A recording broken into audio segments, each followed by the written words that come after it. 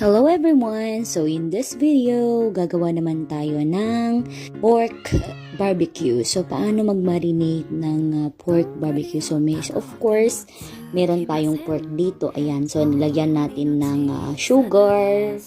Ayan, pampatamis. Pampabalanse din ito ng lasa. And then maglagay din tayo ng garlic or bawang.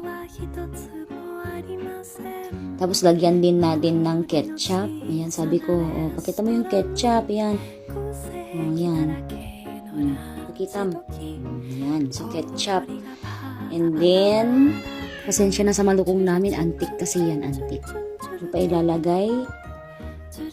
Next is yung calamansi. Ayan, lagyan din natin ng calamansi, no?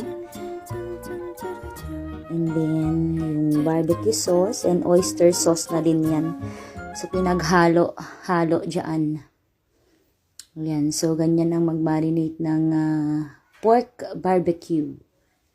Ayan. So, halo-haluin. Mix-mix natin. Kiwar-kiwar natin. Ayan. May buo pa. Ayan, oh. May buo pa. Nga na-slice nga nalaing, no? Ayan. So, tanggalin mo muna. Ayan. O, remove. Ayan. Ta-slicein pa. So, ito na po ang marinated pork barbecue po natin at ibabad natin ng ilang araw. Goodbye!